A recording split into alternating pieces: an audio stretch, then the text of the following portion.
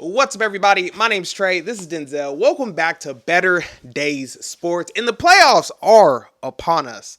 The NBA's going crazy. We have a lot of takeaways from, game ones of the NBA playoffs. So we'll go ahead and get into that in this episode of the podcast. But if you are new to the channel, new to the pod, make sure you hit the subscribe button and the notification bell to be notified every time we post a video.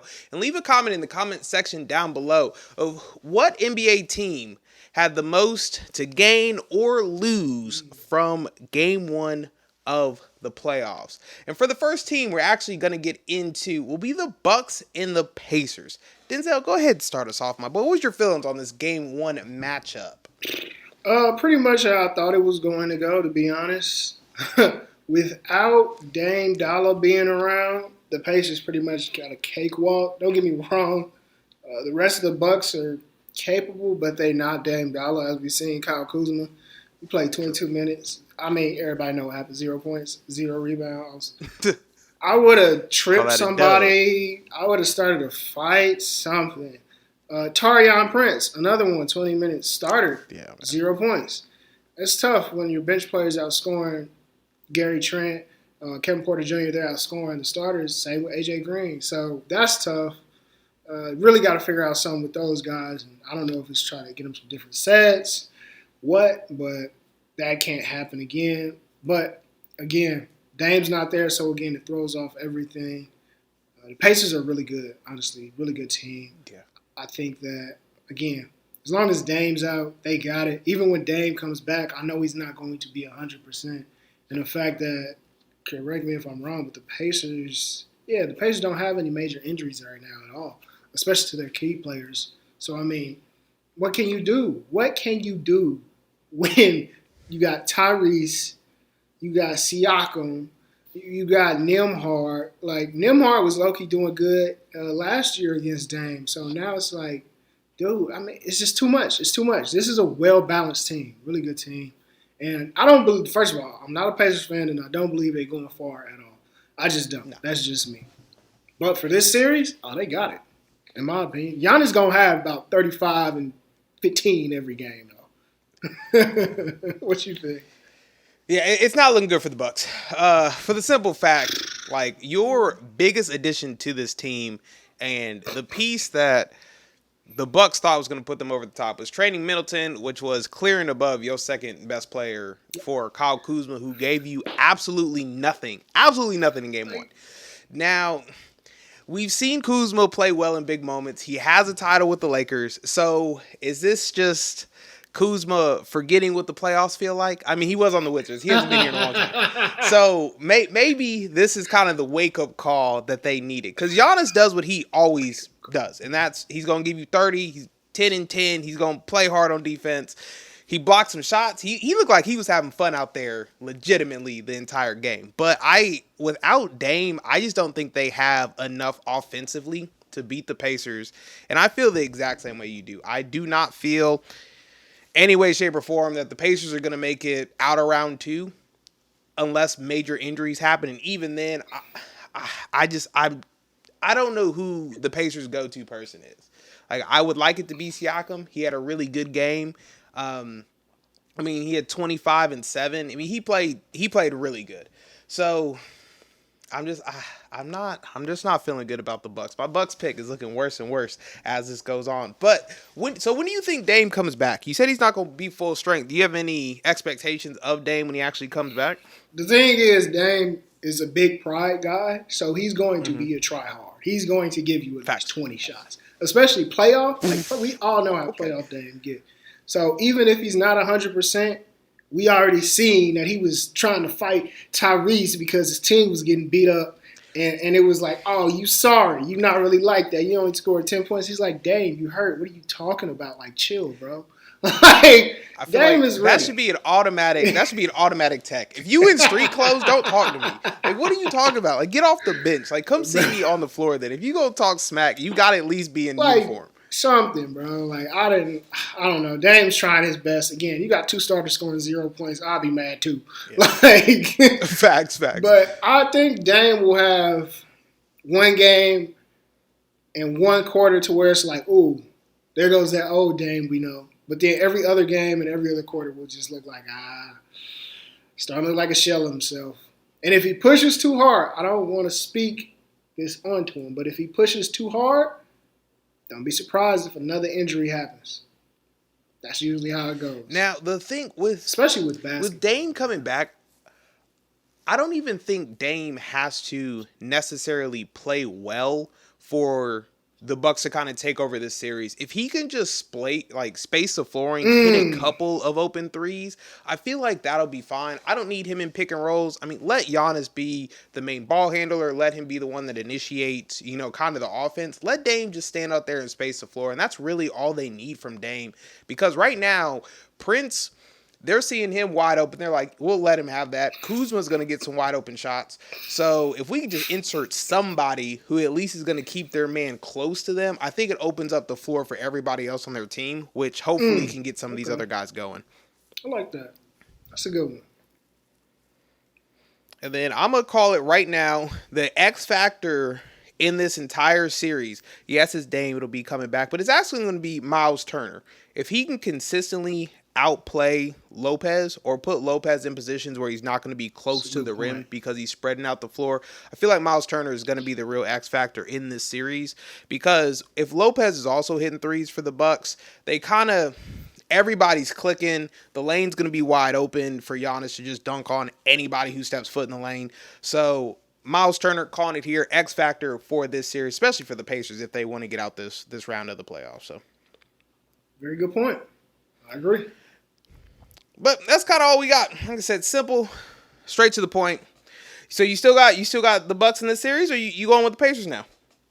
No. I still got the Pacers in this. I got the Pacers. Look, the Pacers are winning this series unless Dame comes back healthy. If Dame doesn't come back healthy, and I mean like somehow he gets some stem cells or something shot into his calf, and now he's balling and moving around, dunking again, yeah, then no. The Pacers I give them one game. They'll get one game. 4-1.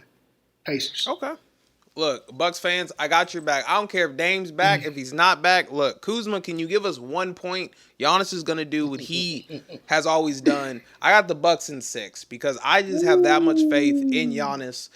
And if it's not the Bucks in 6, and you just look at Giannis' stats of 35 plus a night, Giannis going to be on the move. Hot take of the day. Giannis going to be on the move. Talking about the Clippers versus the Nuggets in the first round of the NBA playoffs.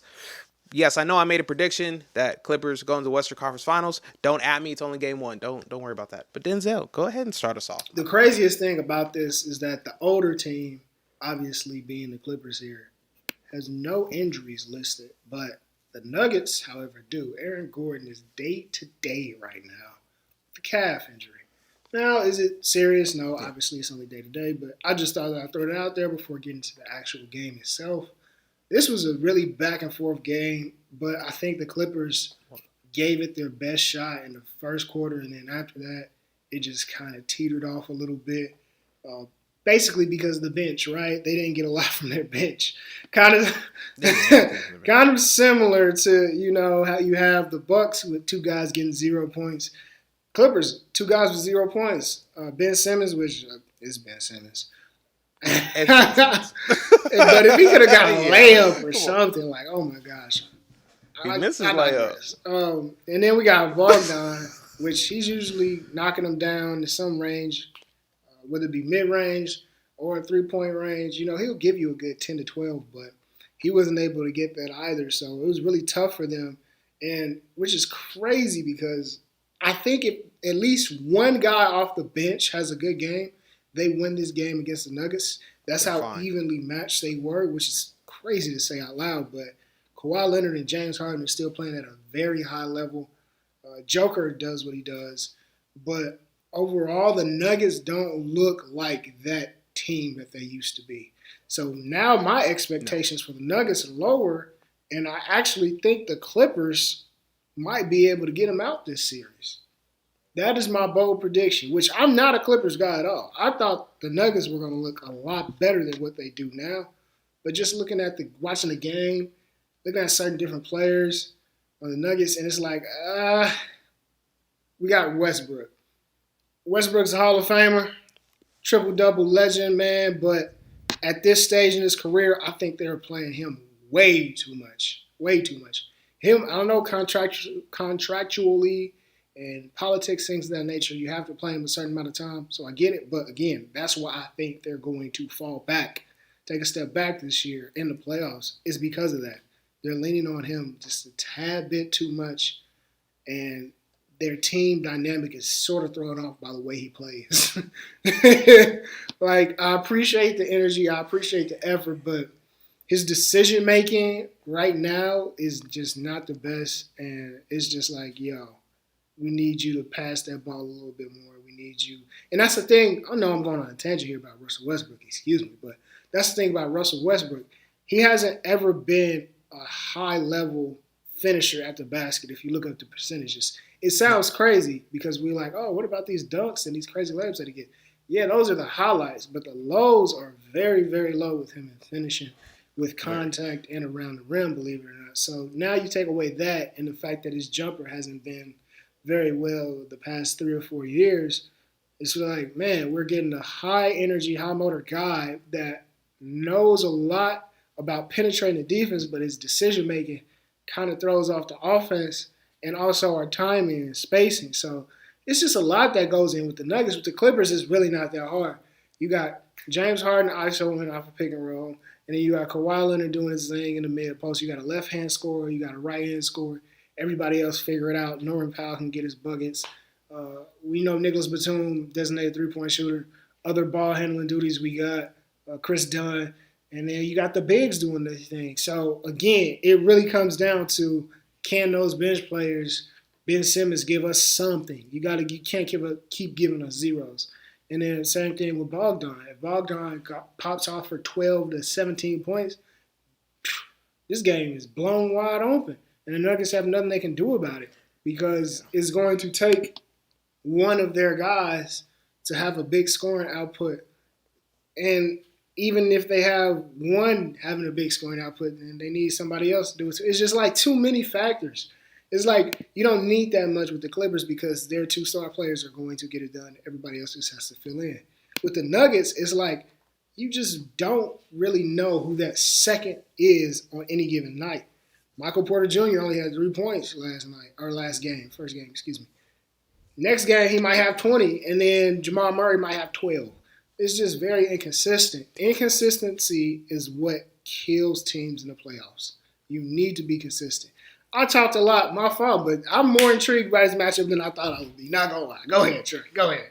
See, I told you. That's why I called it. That's why I called it. I told you it was going to be a good series regardless. It doesn't even matter. Now, for me specifically, it just boils down to attention to detail. The Clippers had 20 turnovers in this game, and at any one of those can lead to not a transition bucket or stall your offense or leading to a bad shot. You win this game. Sure, Westbrook had 15 off the bench, but at this point in time, if you're relying on Westbrook to win you a game, if I'm the Clippers, hey, good, he got you one. He's not gonna get you. He's not gonna get you 3 more. So if Westbrook's gonna come off the bench, he's gonna hit some clutch 3-pointers. He's gonna make a couple really tough layups. I'm fine living with that, but this is really just a missed opportunity from the Clippers. I mean, you really had probably one of the best James Harden playoff games we've seen in the last couple years. I mean, he had 32. Zubac put up 21. Kawhi had 22. Powell had 12. Even Chris Dunn had 10. He had a couple threes. He seemed like he had a little bit going. And it just looks like this is a missed opportunity by the Clippers. And then on the Denver side, look, apparently Jamal Murray has just been absolutely faking this injury the whole season. He just did not want to play during the regular season. I'm not mad at him. I understand the regular season isn't necessarily the most exciting, but he turns into an absolute bucket getter in the playoffs. He doesn't matter if he's coming off an injury, if he hasn't played. He rolls out in the playoffs, and he becomes that guy next to Jokic. And this might just be a standard Nuggets in the playoffs type of runs. They're going to win a whole bunch of close games. Jokic, you're going to look at any type of film, any type of highlights. You're like, oh, he's obviously the best player on the field or on the court at any point in time. So this is just standard Nuggets behavior. one thing I did notice too about the Nuggets, they are not nearly as deep if they have been in recent years, because I don't think I've seen a rotation this short from them before, where you're really only playing, three guys off the bench, and even then, I didn't even think they really gave Pickett. Pickett got 5 minutes. He hit a shot, but it didn't seem like they wanted to play him at all. So this is going to be interesting to see how these minutes kind of stack up when it comes to going to be a long season. Hopefully it's in 7. I still have the Clippers here, but who do you think is going to be the X factor in this series specifically? Are you just saying it's anybody off the bench for the Clippers? I think the X factor in this series will be Ben Simmons, because that 15 or 20 minutes that he's in, he can be a wild card in so many different ways. If he comes in and he's able to penetrate and give you 2 or 3 buckets, that's going to seem like a lot, and it's going to raise the morale. On the defensive side of things, if he's able to switch, guard multiple positions, make some hard shots, get some rebounds, that's going to energize guys a lot. At this stage in his career, he just has to be, it sounds crazy, but he has to be a bigger Russell Westbrook for the Clippers, because they're similar in the way that they play. One is just bigger, but one has a higher motor, being Westbrook has a higher motor than Simmons. So if Simmons can give us a little bit more energy, I think he's the X factor. And then on the other end, if Russell Westbrook can really make some good decisions, he's the X factor. That's my X factors. Man, if Westbrook can just not throw games, then that's fine. Like if he can just come in, hey, don't give me any like wide open missed layups. Don't foul anybody at the 3-point line. I'm cool with that. My X factor for the Nuggets, Porter Jr., you've got to do more than put up 4 shots. Because your whole thing is you're over 6'6", you play the wing, you're spacing the floor. If you get the ball, it needs to go up in the air. And I feel like he kind of deterred a lot, and he passed more than I'm used to him seeing. We're kind of known Porter as if he gets it, the ball goes up in the air. And I just didn't see that type of confidence this game, which I am not used to seeing. So I think he's the X factor. And then for me, when it comes to the Clippers, can anybody off the bench actually get you a bucket? I thought the Bogdanovic pickup was big, but if nobody on the bench is going to come out and give you anything, they have no shot. Sure, your starters are going to give you points. They're going to play really well together, but somebody off the bench has to give you some type of life. Now, what's your hot take for this game, my boy? Having? I don't have a hot take. Honestly, don't. Let's see. Hot take for the day. I think this might be James Harden's best game of the series. 40 ball, 50. No, I think this game, this 32 points that he has, shooting super efficient from the field, shot good from 3, he hit all his free throws. I think this might be the best game we've seen from James Harden, or will see from James Harden this series. I think all of this now relies on Kawhi. Yeah, I think he's gonna fall off pretty dramatically, and it's all gonna rely on Kawhi Leonard and Powell. I actually see those two specifically being the high scorers for the Clippers going forward, because the regression from Harden comes drastically in the playoffs, and it comes when the lights are the brightest. So this game 1, not being super bright lights, not a lot of pressure on the Clippers, I can ball out. Later on in the series, I just think Harden's going to have a difficult time scoring and being that give 90% of the offense runs through me type of guard. So, calling here but I still got the Clippers in 7. So, Clippers in 7. Sorry, Nuggets.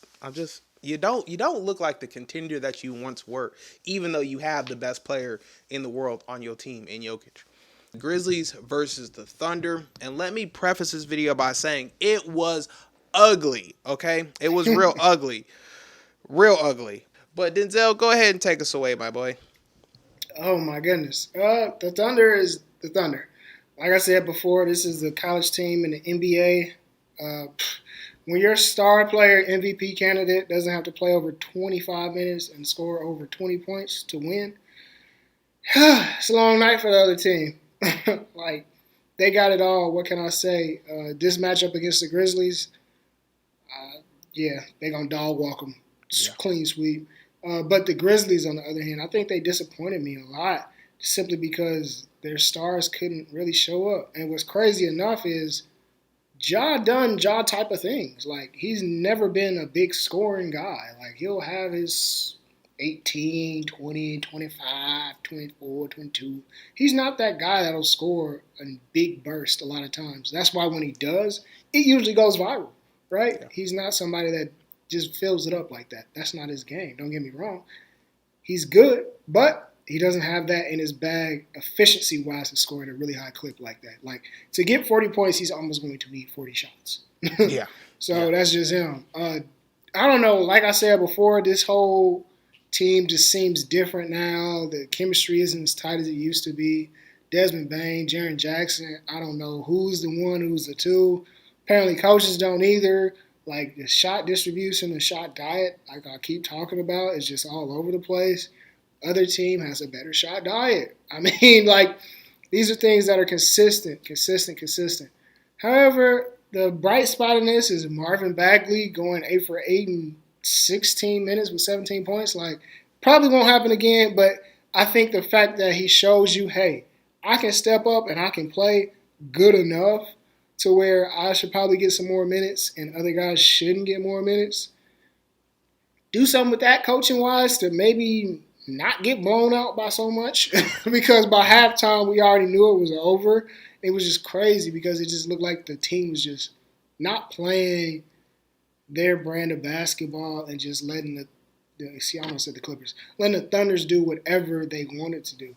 So it's a clean sweep, man. I don't see too much they can do. They tried. Yeah, this is real ugly. I just feel bad any team that's going up against the Thunder, especially in the first round. I mean, they're rested. The Grizzlies had, two playing games. Jaw tweaked his ankle, or it definitely looked like he tweaked his Mm, ankle. mm. And they just don't have nearly the scoring or personnel to keep up with the Thunder. I think you might have one, maybe two players on the Grizzlies that even crack the Thunder's rotation, and probably Jaw and maybe Jaren Jackson Jr. Bane, if he plays the way that he did last game, he wouldn't play at all for the Thunder. So I just think at every position they're just better and they're just showing it. Um, it's interesting that Marvin Bagley did come out and give us something. Now they were getting blown out by the time he actually got in and he was able to show anything, but I think this is nice to see. I mean, he's bounced around the league. We've quoted him as like a bust coming out of college just because of how highly he was expected to be. I mean, really nice to see it. Now, the other person that I kind of hurts my heart to see on this is Luke Kennard. I thought Luke Kennard was just going to have a better career than he's had. He's always been a knockdown three-point shooter. The problem is he can't gain separation at all. So if you have a somewhat competent defender, he's not going to beat you off the dribble. He's not going to hit you with moves. If he's not shooting wide open shots, Luke Kennard's basically just on the bench. And that sucks because coming out of Duke, I really liked him next to Grayson Allen. I thought they were going to be really great, both of them coming to the NBA. He just didn't show you anything for the most part. And when it comes to Oklahoma City side, every player on their team balled out in some way, shape, or form. I mean, you got Chet going off for 19, 10, and 2. Jalen Williams had a plus minus of plus 44. Shea only played 23 minutes, was a plus 28. Caruso gave you 0 points, 3 rebounds, 4 assists, and he has a plus minus of 30. So every single player that came in on the Thunder is absolutely balling out. So yeah, I agree with Denzel. This is a clean sweep. I don't think there's much that the Grizzlies can do in this series to even make it competitive, if I'm being honest with you. I think the toughest part for the Grizzlies specifically is they kind of already made their major move, which was firing their head coach, which I really wish they would have waited to this offseason, because after you get swept, especially in the way in which I think they're going to get swept, which is just, it's not going to be competitive at all this series.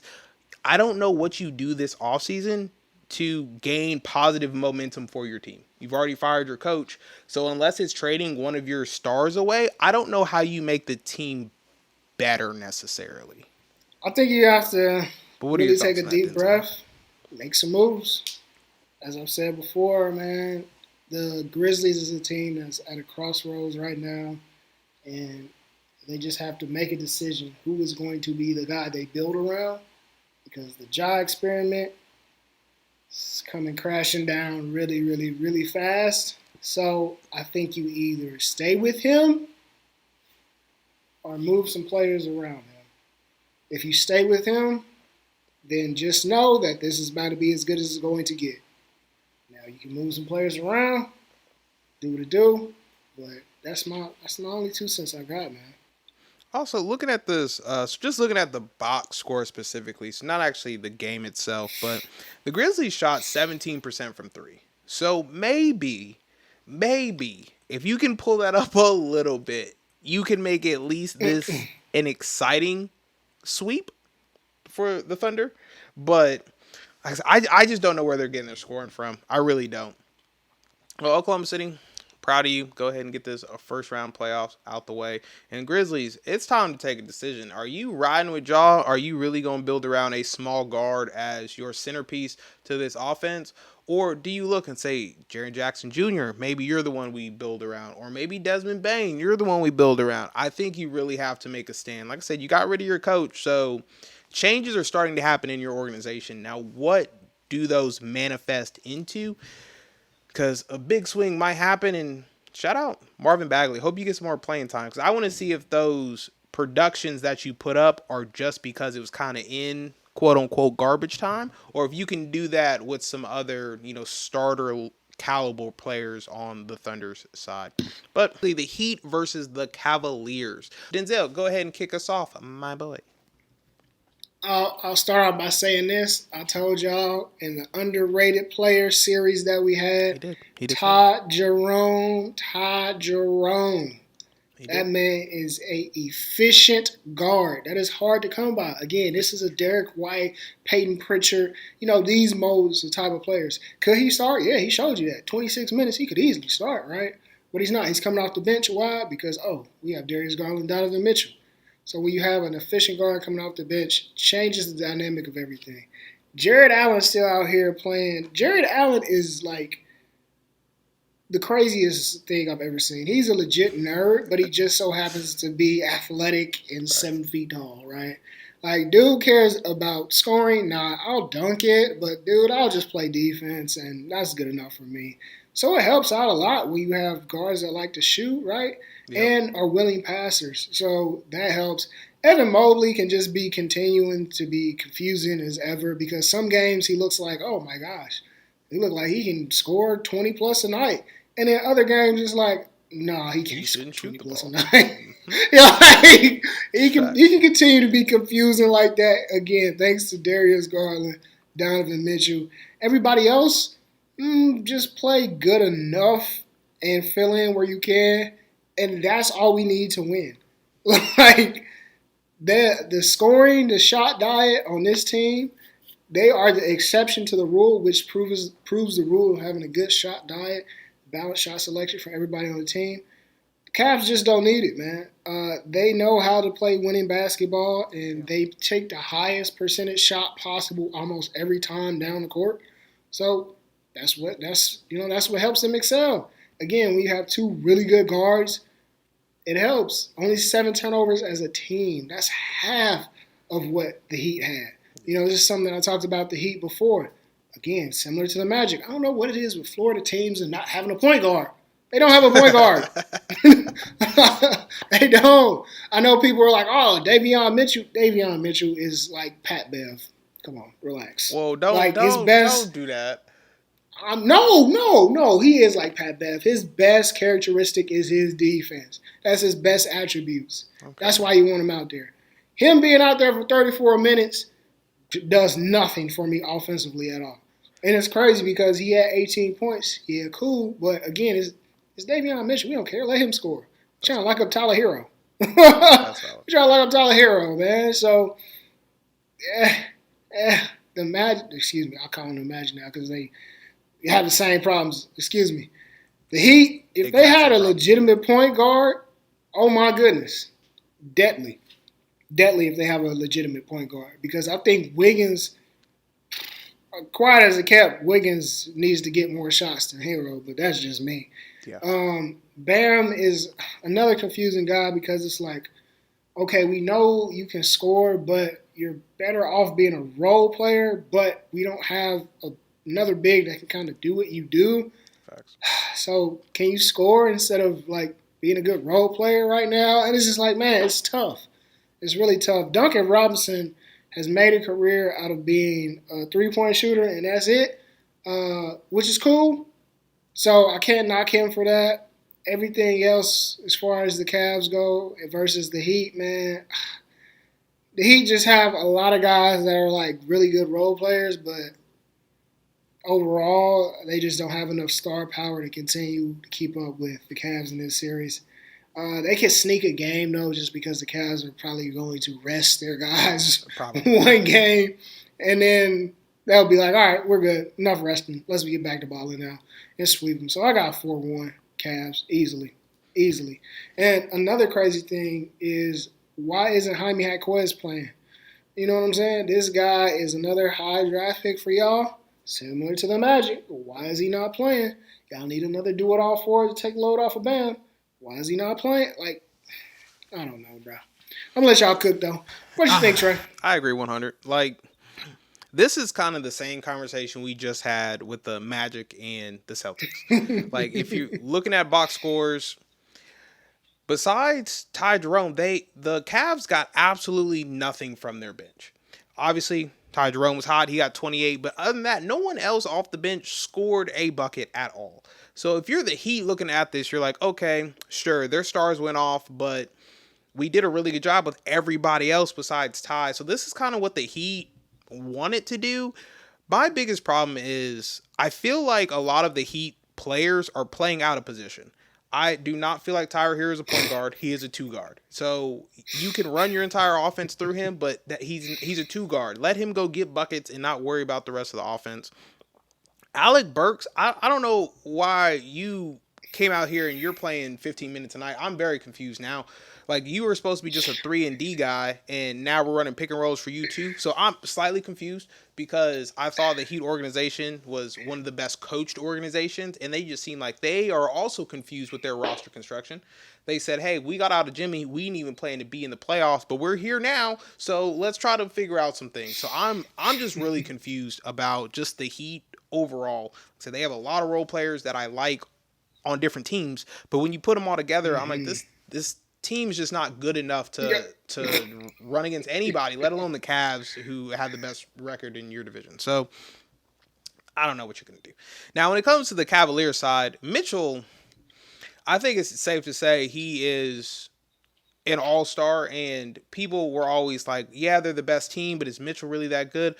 Mitchell's going to give you points regardless. He showed you at the Jazz. When it comes to the playoffs, he puts up numbers. Now, can the rest of his team step up their play and do that along with him? And you put it on the best duos with Donovan and Garland. My whole thing was, I know Mitchell should be there, but should Garland be there?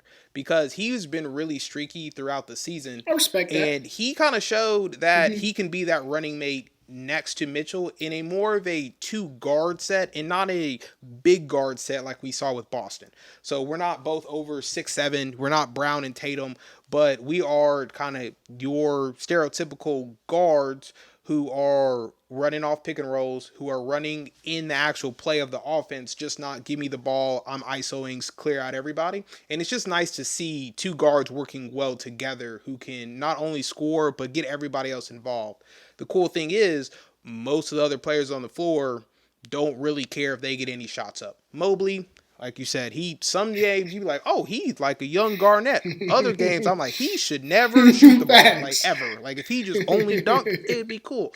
I don't think Jared Allen has spoken once while he's on the court.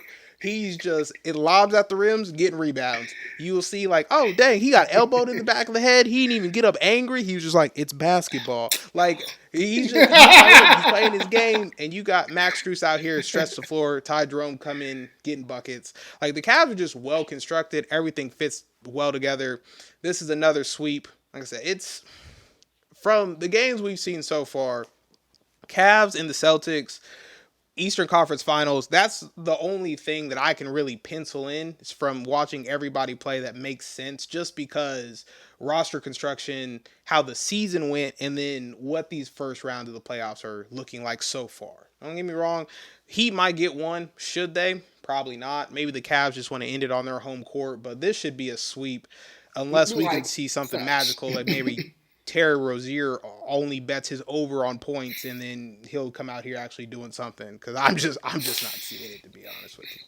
Now, I guess the main question here is, what do you see the Heat doing this offseason? Like, what kind of moves can they make to bolster this roster? Because I think that's the only thing they can do. They're not winning the series. So.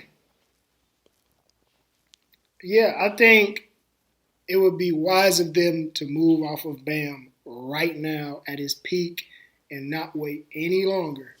Because if they wait any longer and try to move other pieces, not going to be good. Not going to be good. Or if they try to make, again, the roster that they have now work in a different way through some picks and other, is no, no. Move off of Bam. Try to get a legitimate point guard in there. And I think you really need to have a conversation with Hero and like, hey, you had a really good season. I think this is as good as it's going to get for you. Let's try to see if we can make this dual forward work between, or dual off-ball guard work between you and Wiggins, man. Yeah. Both of y'all need easily 15 plus shots a game. Let's see what we can do with that, and have your role players be role players. Like I said, you got somebody who's a very good role player in my opinion, Jaime Jaquez, but Bam is already kind of in that role. So what do you do with him? So I think that's why you have to move off of Bam, because you got guys younger than him that can do things similar on part of him when he's being that good role player versus trying to be your leading scorer. Khalil Ware is a monster in the making. Oh my goodness, He's such an interesting like just prospect in general. Telling you, he could be something nice. What type of nice? Does he have the offensive upside of Anthony Davis? No. But defensively, I think he is a mix. I'll put it to you like this. He is Rudy Gobert with a sprinkle, just a sprinkle more offense. Not a lot, just a sprinkle more offense. So I scratch Anthony Davis. He's Rudy Gobert with a sprinkle more offense. That's what I believe Khalil Ware is. So I think they got something special with him and really a good gym. Really good gym. Now, you have any players they should target specifically this offseason? Ah, man. Target specifically, I think the Trae Young sweepstakes will be very real. One Florida team is going to get Trae Young. I agree. Somebody's getting Trae Young, and they're going to be very happy with the fact that they're going to get Trae Young. I think the only problem is I like him going to the Magic much more than I like him going to the Heat, just because every player on the Magic you can look at and be like, this is the perfect NBA body. Everybody is 6'6", 6'7", 7 foot, huge wingspan. Oh, they can't shoot, but they athletic. They can guard. They don't do much on the offensive side, and it seems like Miami's the opposite. Everybody's normal height. They all shoot really well. They may not play amazing defense, but they're coached well. That's a good point. So Trae Young, look, please, Orlando, get Trae Young. But for the Heat, I'm actually going to go in a different situation. I think instead of going for a point guard, they make. I would probably it's gonna initially if they make it, they're gonna be like, this is the worst trade you could possibly do, and I think they trade Bam for Joel Embiid. Oh, whoa, That's a hot take. But Bam and Anthony Davis are similar in the way that they play in terms of they're not centers. They don't want to play center, but they're not fast enough or quick enough to be a guard. So like they're at this weird, I'm a 4 that can stretch out to the 3-point line, but like I shouldn't necessarily be taking 3. Like I'm basically a statistical nightmare for whatever team I'm on. And I think Embiid would allow Tyler Hero to play that I'm a ball dominant 2, surround me with Duncan Robinson and shooters, and let Embiid have the paint. I think it would be the best situation for them. Because other than that, I don't know who you go after that actually would keep you a contender unless you're just trying to tank and kind of restart it, to be honest with you. Okay, I respect that. So, I hot take respect of the that. day. 76ers. Look, it's not great for anybody involved, okay? Because Joel Embiid's obviously our best player, but it's time to move off of the process, and we got to come up with another name. I don't know what it's going to be. It got to be something that brings the city together.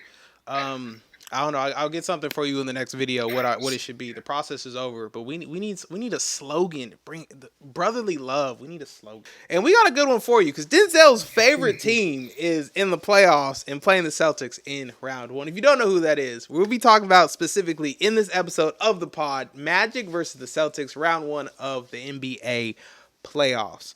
But Denzel, go ahead, take it away with your favorite team, my boy. Big breath, big breath. All right. So first of all, turnover differential 6, 9 on the Celtics, 15 on the Magic. Not shocking there. Why? Because the Magic tend to run their offense through their forwards and not their guards.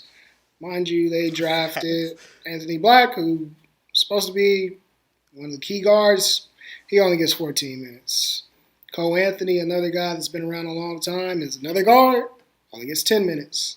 What are we doing with the minute structure here? It just doesn't make sense. De Silva, high draft pick, only played. Yeah. Woo. All right. For starters, why are we trying to outshoot the Celtics? Doesn't make sense. Doesn't make sense. Doesn't make sense at all. That's not y'all game. Slow the game down. And even when the game was slowed down, it still wasn't looking really good. Like the second quarter was the best quarter by far. And it wasn't because the defense of the Magic was so great. It was just like the Celtics were just shooting and taking dumb shots. It was crazy. Uh, Paulo, you already know. P5 is going to do what P5 is going to do. He's going to get you 25 plus every single night. Cool. Franz, stop shooting. Just stop shooting. The jumper don't look the same as it did before. I don't know what changed, what happened, injuries, what have you. Stop shooting though. Get to the rim, take closer shots. When he took closer shots, that's when he started to score. Them threes and deep twos and step backs, and yeah, it didn't work. And he was one of the key culprits of the turnovers. Again, when you have two forwards that are not big guards, they've always been just forwards. Turnovers, baby. That's what's going to happen. Wendell Carter Jr. Things. Never expected much from him. Not sure why he got re-signed. Caldwell Pope. Everybody was like, "Oh, he's heating up. He's heating up." He's a hot plate. He's not a stove. That means he's not going to be able to cook you up a whole lot. You know what I'm saying?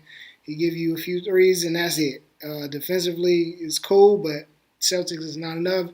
Jonathan Isaac, another guy. I don't know why he's still on the team. Respectfully, Whoa, I love Jonathan everybody. Isaac. Maybe it's just the Listen, potential. I that's love the Jonathan thing. Isaac. Everybody's like, "Oh man, he's like a 7-footer with an 18-foot wingspan. How can you not love him?" Blah blah blah. And then you watch him play, and it's like he has no motor. I see why. He has no offensive game in his body at all. Just catch and shoot three. That's it. And at 7 feet tall, you're not giving me anything towards the rim that makes me want to keep you out there. Same with defensively. Again, cool. You're long. Are you going to use that length to stop anybody, to deter anybody? Not really, because I don't have a motor. Oh man, Goga is the best big on the team. Again, same with De Silva. You have these guys, but you're only playing them 1 minute. Oh my goodness, doesn't make sense. Anthony Black, a guard. Let's play him more, right? Nope. Okay, cool. Caleb Houston, Jet Howard. I don't know, bro. The Magic. Everybody was hyped about the Magic making it, but it's only making the Magic look worse than what they really are. Like, it would have been best if the Magic didn't make it so they could really work on some things and try to revamp this summer and move some pieces around. But now it's going to be like, man, why do I want to go to the Magic right now if I'm a free agent? Why do I want to go to a Magic right now if I'm an upcoming free agent?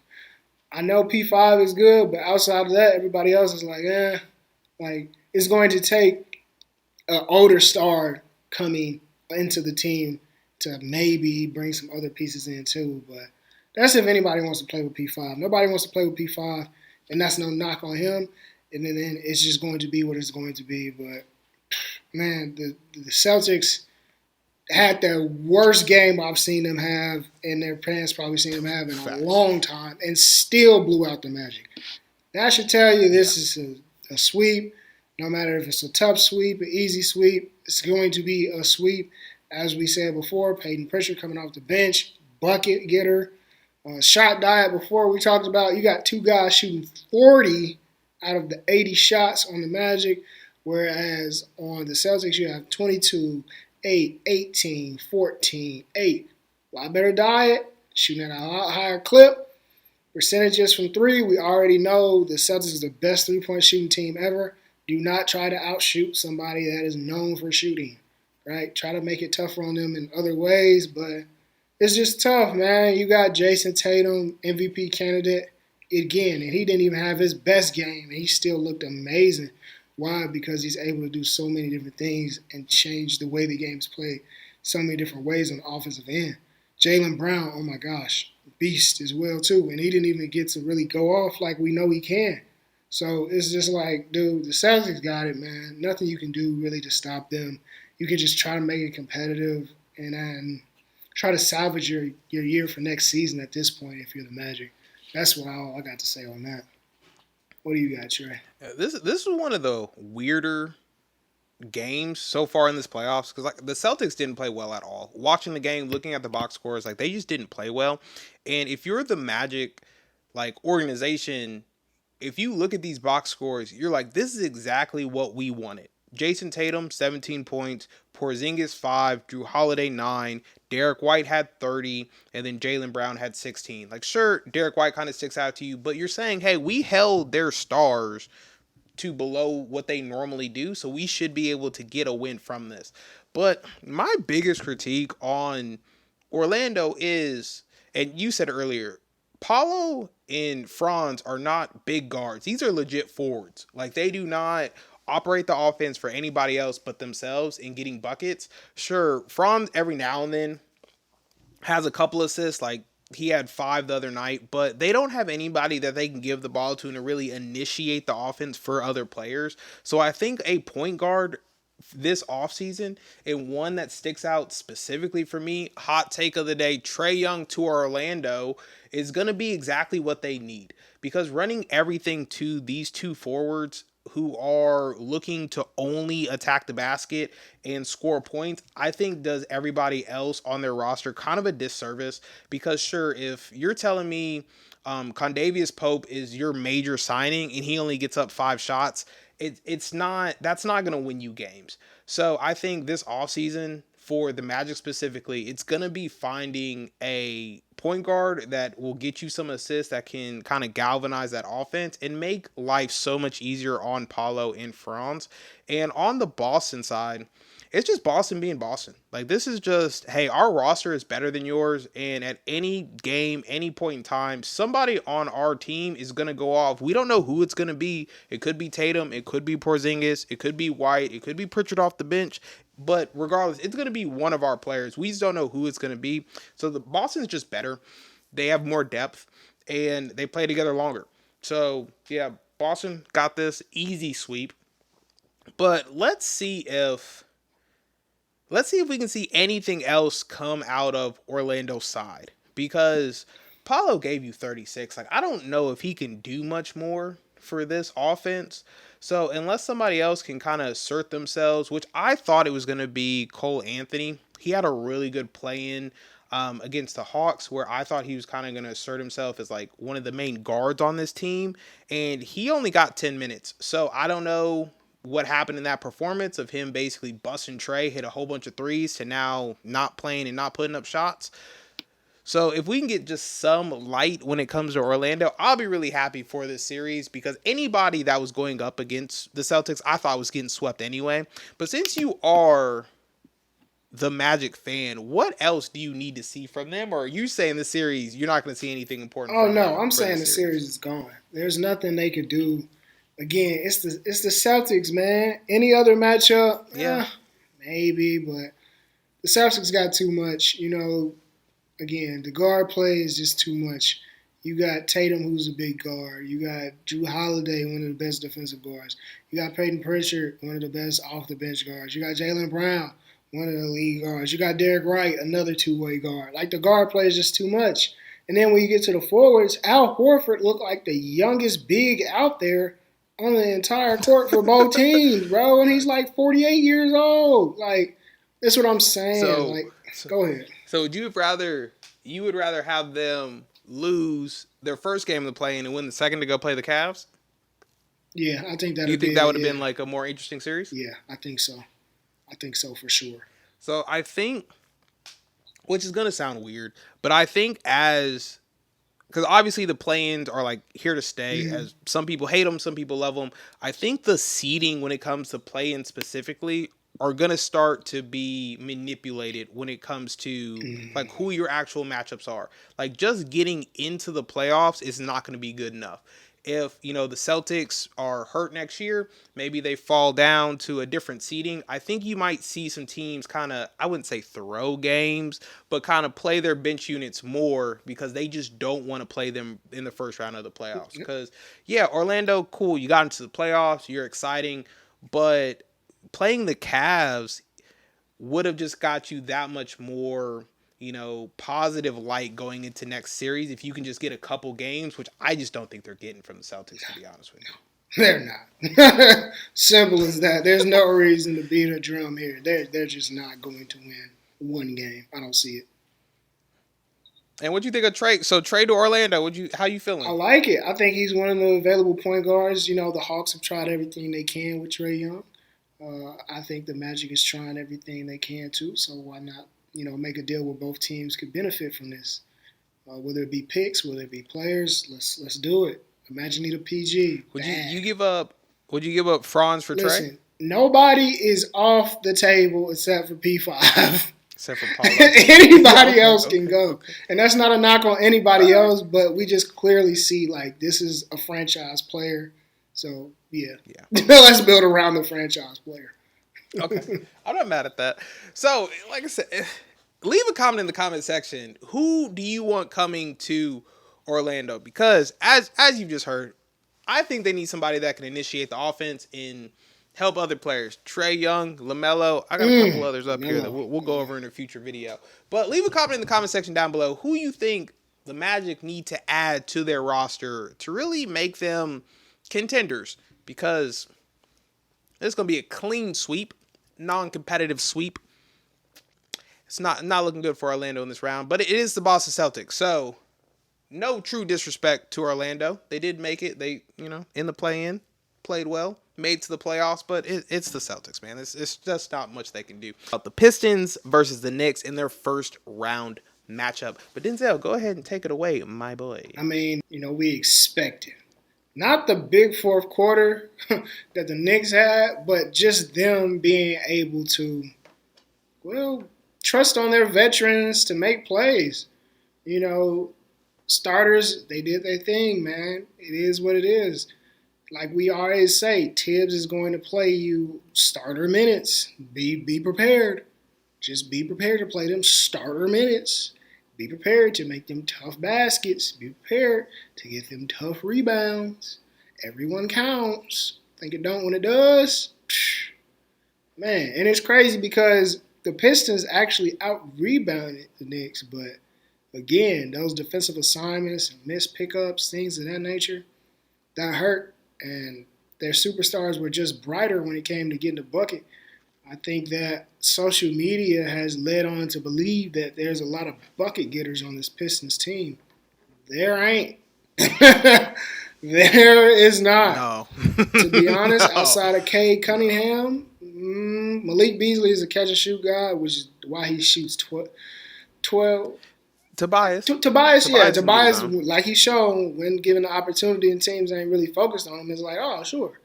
Our team's going to focus on him now? No. You let Tobias Harris beat you because it's Tobias Harris, right? What you're worried about is Cade Cunningham going off and just doing something absolutely crazy. Keep him limited, which they did. He shot 21 times, had 21 points. I'm tired. Can y'all please help me? Whereas on the other side, the Knicks, similar type of depth, not playing their bench that deep, but their starters 27 shots, 14 shots, 18 shots, 10 shots. It's a lot more balanced, man. You only got 2 other guys on the Pistons taking more than 10 shots. And one guy on the Knicks, Michael Bridges,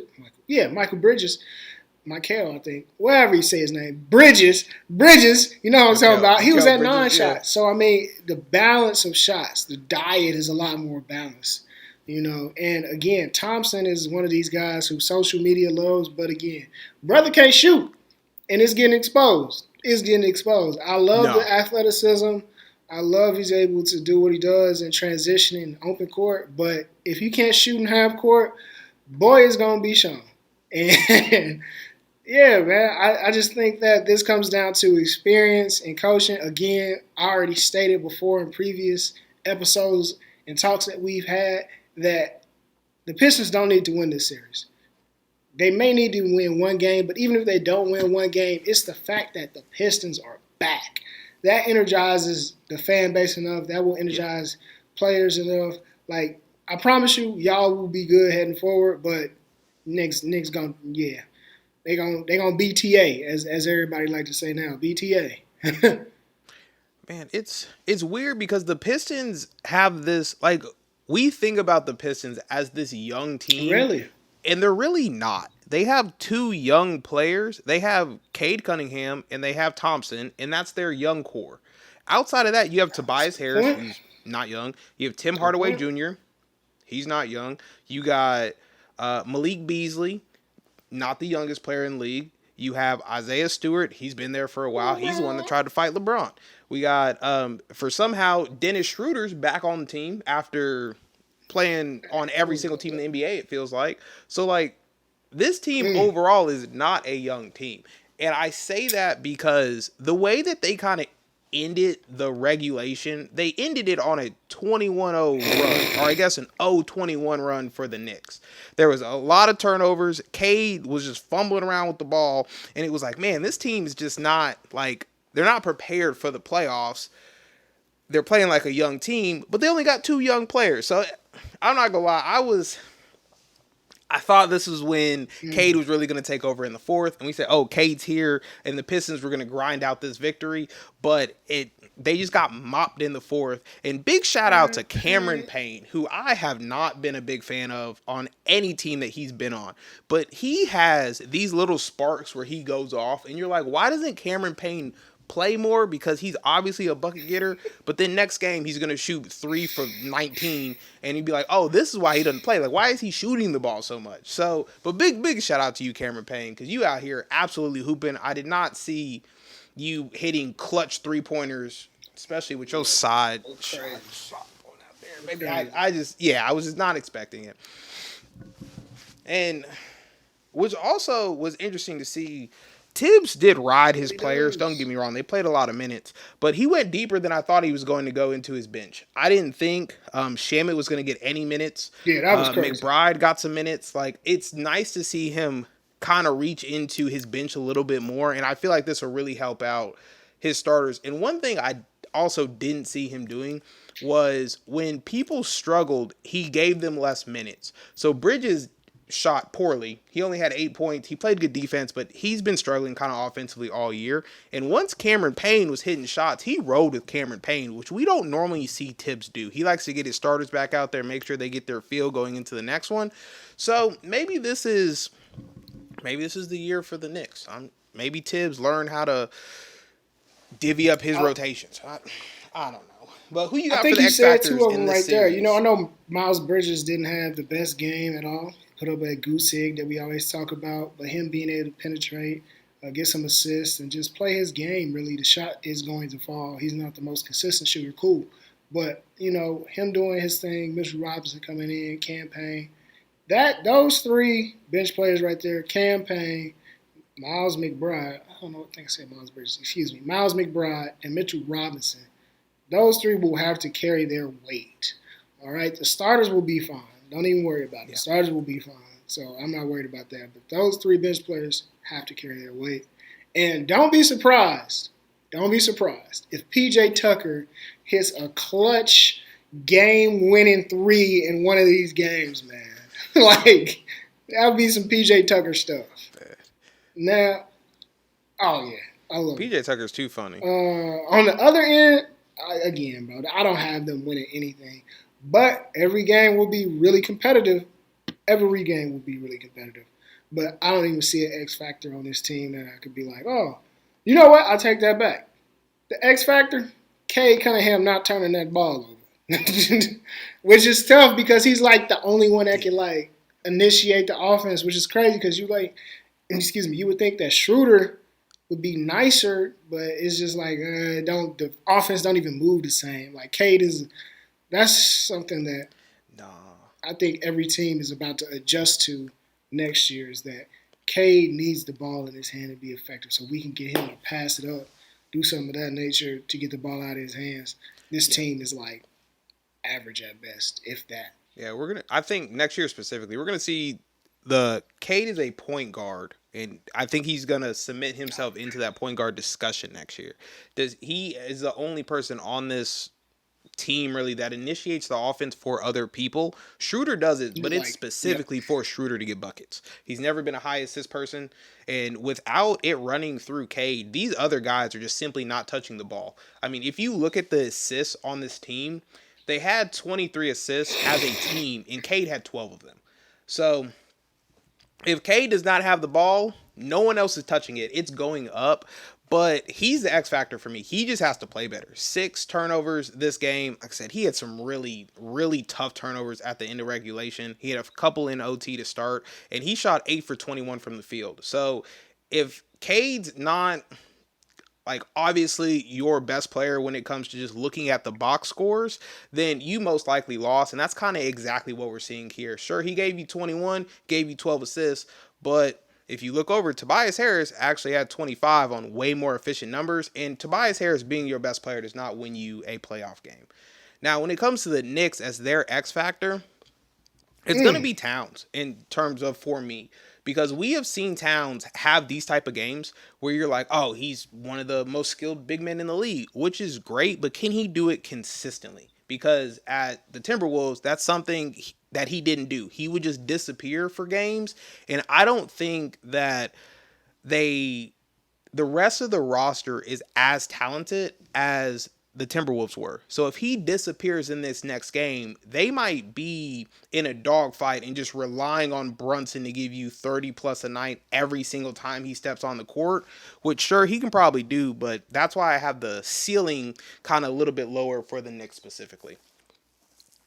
Now, you got any hot takes coming away from That this was my game? hot take. I gave it up too early. PJ Tucker has a game winning 3. Hot take. Okay. BJ Tucker coming out and getting buckets. One of the most interesting role players, especially on his podcast when he talked about it's nothing like not playing the entire game and then having to go out there and hit a clutch time 3-pointer. No one understands the pressure, and you know what? We appreciate you, PJ, because we know it's difficult. But just like that, we appreciate you stopping by. Listen to another episode. Pistons versus the Knicks. Oh, who did you have coming Knicks, out of this sweeping. series? Who you got? Knicks. All right, Pistons fans. I'm with y'all on this one. I still believe that Cade is going to show this absolute brilliance, and y'all winning this first round. So come on, Pistons. Give me faith. I guess you can say it's a hot take, but yeah, I think I got the Pistons coming out of this. I just feel like Cade's going to assert himself as one of the top players in the Eastern Conference. First round play-up matchups, and that's the Warriors versus the Rockets. One I'm pretty interested to get into because I'm a huge Steph Curry fan, and I love everything that the Rockets built. But Denzel, go ahead and start us off. How you felt about this one? Shocking. I thought that the Warriors would not be able to play this well. You know, especially being that this team that they're playing against has a younger core. Jalen Green I forget what he said, but he pumped himself up like, yeah, I'm watching film, straight dogs, straight kills. So I gotta have that mentality to go 0 for 4, 3 for 15. Yeah. Brother, stop watching film. Go back to doing whatever you was doing before this. That was not it. Bro. That was such a stinker. And I'm like, wow, it shocked me. I didn't think he would put up a stinker like that. And he cannot afford to do that because he is their best offensive weapon. Period. And it's tough because he's so young. Might have something to say about that. No. Hear me out. Hear me out. Sengun is nice in the post, but when it comes to that 1-2 combination, right? He has to be able to hold up his bark. Sengun's gonna do what he's gonna do because again, he's a big and he has every step through, hook shot, flip shot, bank shot, like nice. Offensively, we know he's nice, but that dynamic guard that you need, that's 6'6", long, wiry, yeah, you young, I know, hear me out, calm down, because I know they about to cook me. A young Kobe Bryant type of mold, Tracy McGrady, he's the long, lanky, athletic forward guard that can score a lot. Yeah, he's into that mold. Is he going to be great as them? No, but again, he's in that mold, so we expect you to have more than 7 points a game. Facts. So you feel me? Yeah. So he needs to have 20 plus. He has 20 plus, completely different game. Now, with that being said, I think this Golden State Warriors team, man, they shocked me. I never thought that I would see a day when the Golden State Warriors play a more controlled pace, slowed down, methodical game. I mean, everything was meticulous, down to the screens they set, the passes they set. Like, dude, it was a thing of beauty. I know they had 11 turnovers, but it was still a thing of beauty, man. Like, seeing Steph show that he still has it and score in spurts versus trying to score 40 from the gate, taking a lot of shots. Like, no, like, the shot diet. This proves the exception to the rule once again. First of all, I don't even know who Brandon Pod is. I'm not even going to lie to you. I thought he was the other guy that they had. No, it was another cat that they had that didn't pan out really well. Another curly-headed kid. He didn't pan out well a few years ago. He looked almost literally just like the other guy that I'm thinking about, man. I can't think of his name to save my life. He was another guard, too. But anyway, I digress. Shout out to him for going off because I didn't expect that. And nobody in Houston probably expected it either. But this is not the Houston Rockets team, again, that we expected to see, all because of one player didn't score. One player. That says a lot. Is the team as good as we think they are now? If one player can change the outcome of the game that much from not being able to score. Whew, that's tough, man. And the Warriors, man, I told y'all earlier about these Bash Bros, Draymond Green and Jimmy Butler, bro. Combined fouls, 5. 5. Combined. That's tough, because you know they play tough. So when those two only have a combined of 5, oh my goodness, it's a long night, man. But shout out to the Rockets, man. They gonna try their best. I can see them sneaking 1 or 2 games because I know Jalen Green again. He's going to pop off. I'm telling you, everybody's gonna be like, "Dang, he kind of look like." I'm like, yeah, he does kind of look like that when he has his game going and it's flowing. But yeah, that's my take on it, man. Well, you said you were surprised. This is exactly how I thought this game was gonna go. I called the Warriors winning this series. I said it's gonna be tough. It's gonna be like a tough fought 6-7 game series. This is exactly what I thought.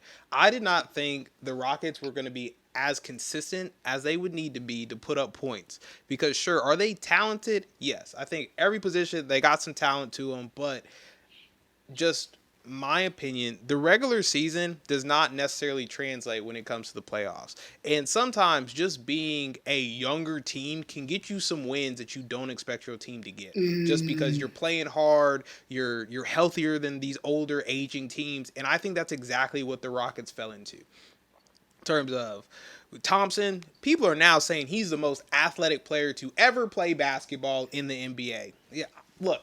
I didn't say it. Fox did. He plays in the NBA. So, look, okay, cool. Dylan Brooks, you're a bad guy. You're gonna hit some shots every now and then. We seen you do on the Olympics. Şengün, they're saying you're a young Jokic. Okay? They're saying you can do everything. You just like the generic version. Fred VanVleet, veteran leader. And then you got a whole bunch of other 6'7" dudes that all play the 3 guard apparently. But I just don't think it translates when it comes to the playoffs. When the game slows down and we can actually game plan for your Mm, players and we can look at, oh, everybody on the Rockets is a streaky volume shooter, which are two of the worst things that you can be in the league, it seems like.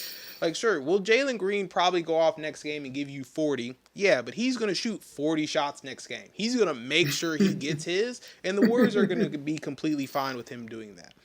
Now, on the other side, I didn't necessarily expect this from the Warriors. I did not think a Jimmy and Curry completely ran offense was going to win games in any way, shape, or form. Like, I thought they were going to have to get something, like just anything from Buddy Hill. I thought Kaminga was going to play big minutes. I thought Pods was going to have to average between 15 and 20. I thought the same thing for Moody. But apparently, you have two people on Golden State and they're not getting trapped, they're not getting double teamed, they're not getting the ball out their hands. So I thought the game itself was going to exactly how I thought it was going to go. Warriors play, I just didn't expect this much, I guess, playoff basketball from Curry and Butler. Because somebody else on this team is going to have to beat you, or at least that's what I thought. And the Rockets are just fine with them both getting up 19 plus shots a game. And they played 40 and 42 minutes between the two of them. So the biggest problem that I have with this series specifically, I got the Warriors winning. I think next series, you're going to see Curry's shot just not fall, and it's because that man is tired. So mm. hopefully, Moody or just anybody else not named Curry or Butler can at least get some points next game to kind of take that pressure off of their two main stars, because right now it looks like that's kind of all they have on their team. Respect. So you got Rockets or Warriors? I got the Warriors just because I think they have what I like to call hidden gems. Now I know, hear me out. I know Quentin Post didn't go off, but I'm telling you right now, he's going to have a stretch of games to where it's like, man, where the hell did he come from? Just wait on it. Just wait on it. He's getting those minutes. It's going to come. Moses Moody, another good role player. Those are my two X factors for the Warriors that'll make people be like, wow, they are really good. And it's like they're not really that good, but in this role that they playing, Perfect. yeah, they still got something for sure. And then they still got other bench players that they haven't even touched, like Jackson Davis and Kevin Knox. Don't get me wrong. Again, these guys aren't caliber guys, but marquee guys. They in this role that they whatever they're gonna have them play, I guarantee you they fill in just right. Now on the other end, we have the Rockets. Man, X factor. Fred VanVleet getting a consistent game. Jalen Green getting a consistent game. Fred VanVleet, as much leadership as he does, as much duties as he does, taking care of the basketball, setting the table, running the offense, great job. But man, his shot making ability has not been what we are accustomed to from his career. I think this is his worst year shooting, if I'm not mistaken. So what are you going to do in the playoffs? What are you going to do down 0-1 when you've been in this scenario before with other teams? So, yeah, this is his worst shooting year since he was, a rookie.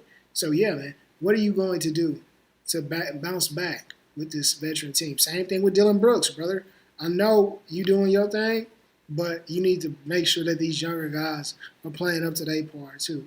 So, it's about the veterans, those two veterans, Dylan Brooks, Fred VanVleet, helping out the younger guys on the Rockets. Those are my two X factors for the Rockets. If they can do that, they can win more than one game, because I think they'll sneak one for sure. But more than one, man, I don't see it. This first round is looking ugly. So my X factors are going to be a little bit different. My X Go factors ahead. for very different reasons. So starting with the Rockets, Cam Whitmore, Uh, he had a really good season. Kind of, I thought asserted himself as kind of the sixth man on this team, and is kind of fallen out of grace of that rotation. I think he might yep. get some minutes as just somebody that's going to give them a spark off the bench and kind of get buckets and get that momentum back on their side.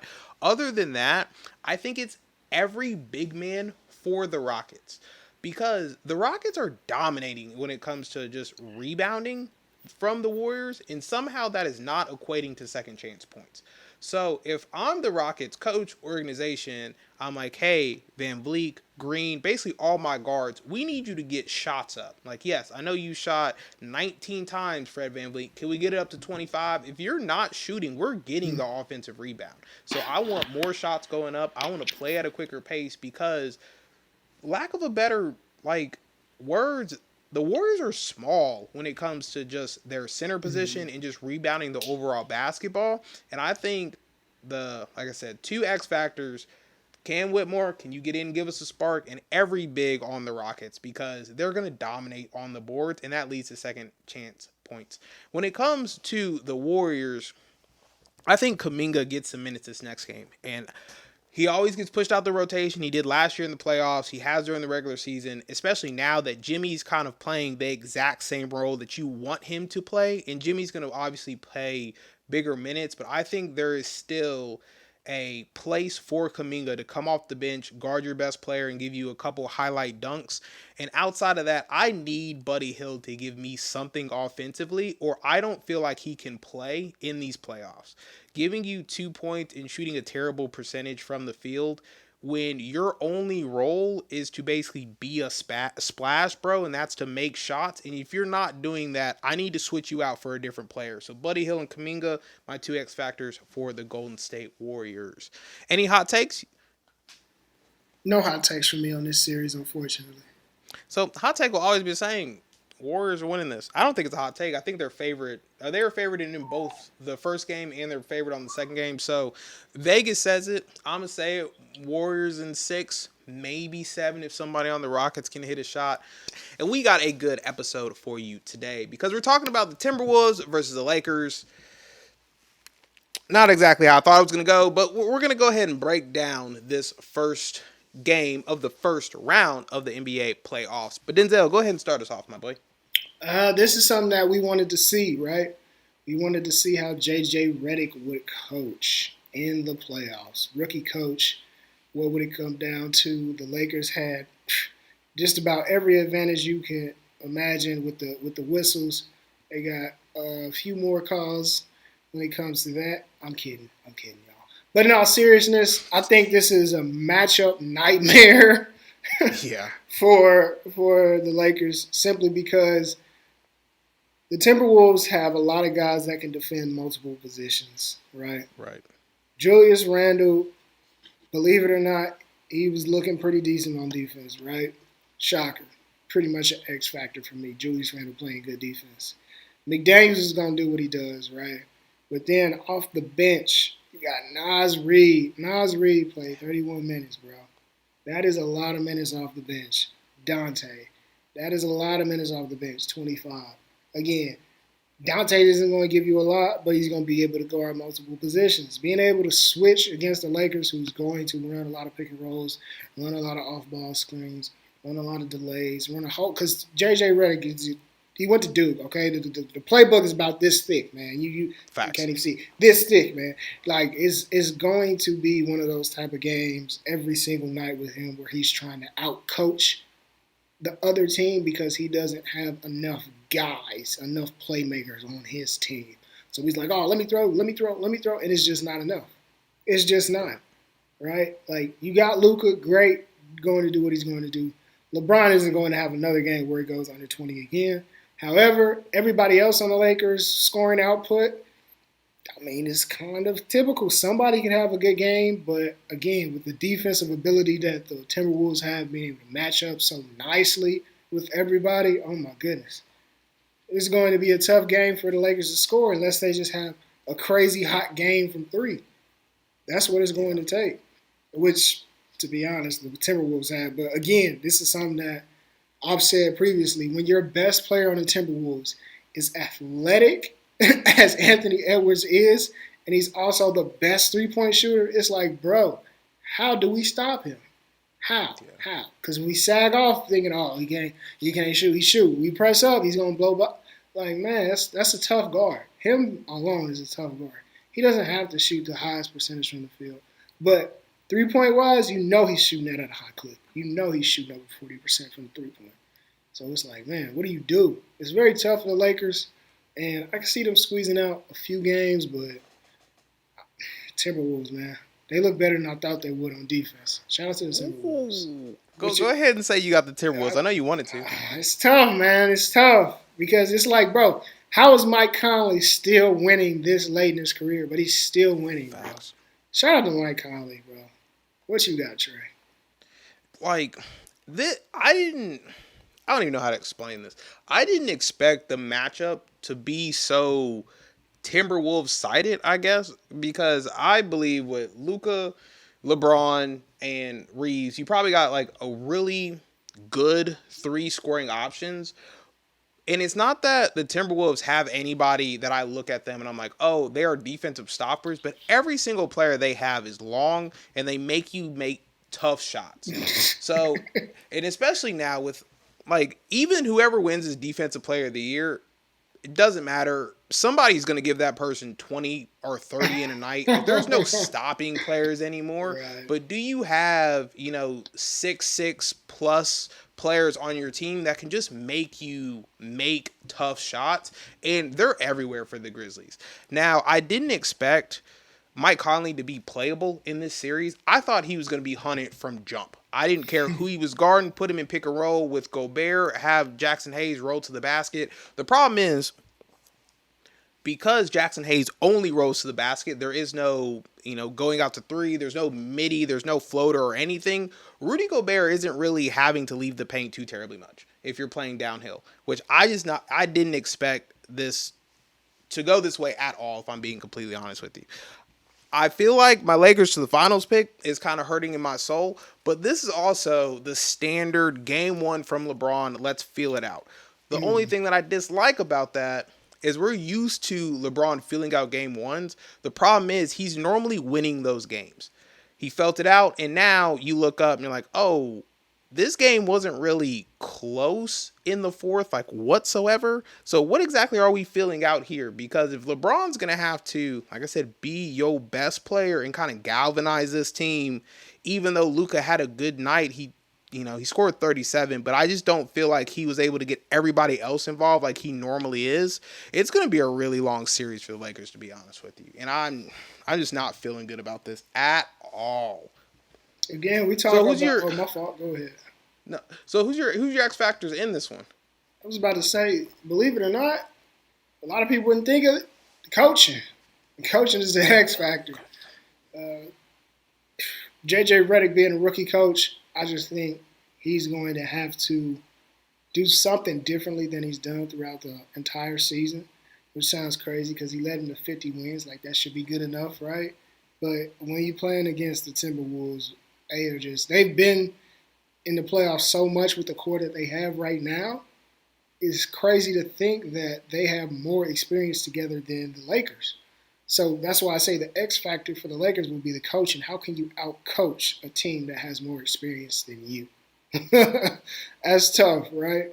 And with the Timberwolves, I think it's the team defense and the shot selection. Again, we talk about shot diet before with the other teams. We got 9 shots, 12 shots, 22, 13, 11. That's healthy shots. Those are a lot of guys getting up shots. Whereas you come to the Lakers, it's 9, 18, 22, 13. And then that's it. Like, it just drops off.